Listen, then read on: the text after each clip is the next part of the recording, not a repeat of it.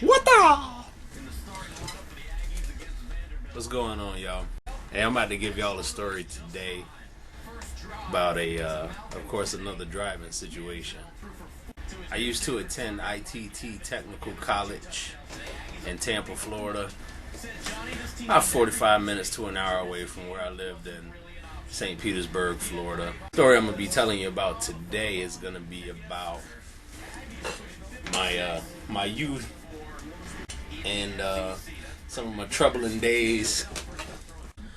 On this particular day, I chose to get up with some buddies of mine. Upon exiting, I was feeling good, but I still had about a 45-minute to an hour drive home. At the time, I was driving a 1985 Plymouth Reliant. I had the 4-door edition, bone white, 5% midnight black tint, wood grain on the inside, bench seat. I actually literally used to drive this car from the passenger seat because I could. So when I would travel around the hood locally, I would slide across the bench seat. And for you guys who don't know what the bench seat is, because they don't have those today, you guys have a driver's side seat and a passenger side seat. Okay, bench seat is one seat all the way across like a bench, i.e. bench seat. So you gotta imagine the looks that I got as I'm sitting in the passenger side. I'm Cadillac Broman, elbow out the window on the passenger side, driving with my left foot in my left hand, concealed to the passers-by, so the car's driving itself. Just something that I did. In this Plymouth, I had some aftermarket 15-inch 5-star rims, JBL plexiglass in-box 12-inch speaker, 1,000-watt amp, blowing the back of the trunk out. Honestly, probably didn't even have insurance at the time. There was no exception to the group of youth who didn't have their priorities in line. I'm cruising home, highway speeds, 75 miles per hour on the Plymouth Reliant 85 edition with the bench seats. You're maxing out. And about 5 to 7 miles out from home, rather from my exit, I get a light indication on my dashboard. Boom, boom. By the way, in 85 it didn't make any noise, just the light flashed. So my brake light came on. I said, I'll stop for some brake fluid whenever I get off. I still got another 5 to 7 miles. I'm not going to touch the brake anyways. As I get off the exit, merge right, use my blinker, driving, I try to drive within the laws of caution, especially based on the fact that my mental state of mind was altered and I wasn't where I would be normally traveling safely. Get off to the right. And this particular exit has lane to turn left, lane to go straight, and a lane that veers right. Goes around the curve. So as I'm getting off of the ramp, I start to push the brakes. I've come to realize that my brakes are not engaging. Yeah, I'm not stopping. I begin to pump the brakes. Brake pedal is touching the floorboard, no resistance. I'm not stopping. At this point, no gas giving. However, cruising up to the intersection of the off-ramp faster than I'd like to.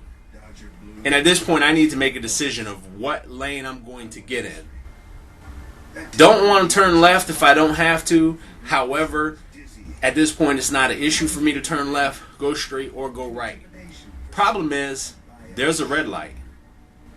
And there's cars in the left lane, in the center lane, and the right turn. I'm just hoping at this point, one lane goes clear, because I literally have no brakes. Keep in mind, I'm in an altered mind state, and I have to make this decision relatively expeditiously.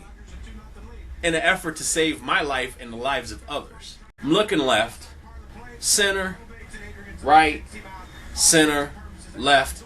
These cars aren't moving. I'm looking up. The light's not changing. We're heading towards impact. We're counting down to impact at this point. This could literally be bad. I clearly have a decision to make.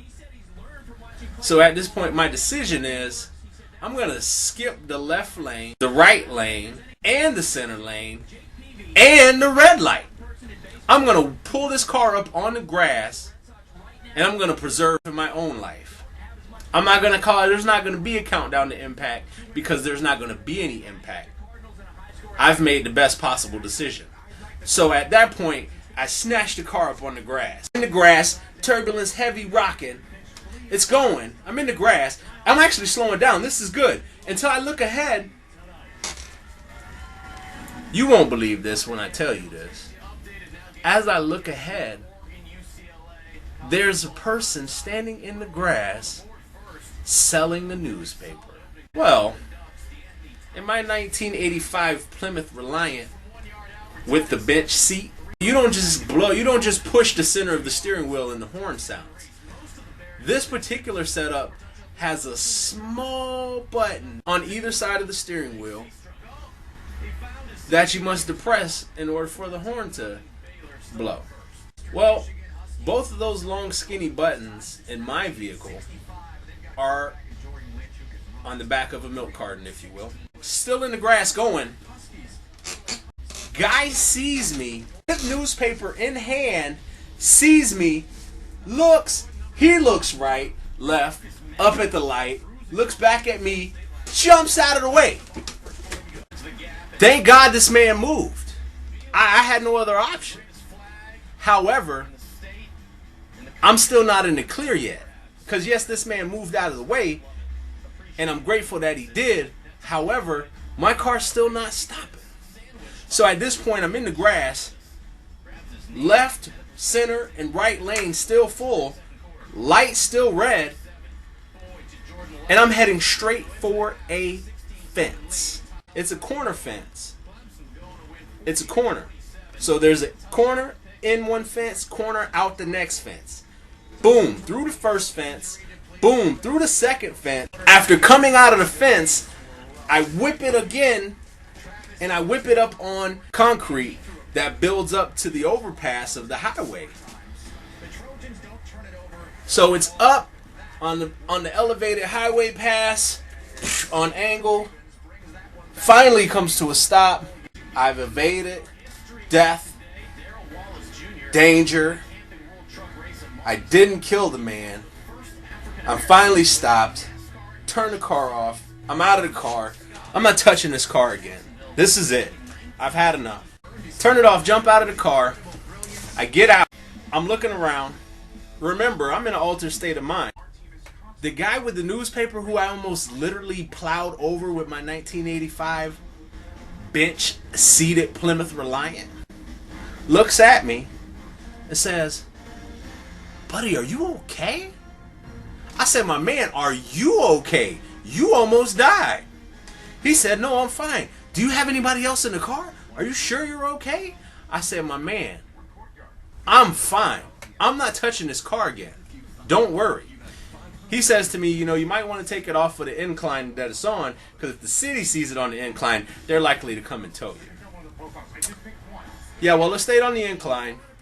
I went ahead and finished walking home, and the 1985 Plymouth bench-seated Reliant got towed, and that was the end of the story for the 1985 bench-seated Plymouth Reliant. I was done. From there, I got a 1986 Cutlass Supreme Classic, which is super duper real life, and I'm sure I got another story to tell you about that. Because there's always a moral to the story. When your indicator light comes on in your car, don't just blow it off. Don't look and say 5 to 7 miles before I stop. Just make sure you're out there being cautious. Also, don't drive in an altered state of mind. The light God shined on me and I was luckily able to get out of that situation safely and without harming anybody else. However, when we travel in an altered state of mind, the opportunity and the likelihood of hurting someone or hurting yourself is increased. So be safe while you're out there on those streets. Again, I appreciate you guys watching me, checking me out. Click that subscribe button. I want to shout out to all my newspaper people who stand on the corner and sell newspapers. You guys are risking your life. You don't even know it. Be aware. Don't think just because you're wearing the lime green shirt that you're safe out there. Be on the lookout. And for all my people who are still in their youth and they're still out there getting it in, do not make that drive. Do not take that drive with that altered state of mind. I know you got to get home, but don't make that trip, man. It's not worth it. To the next episode, you guys be safe. I appreciate you, and we'll catch you. What the?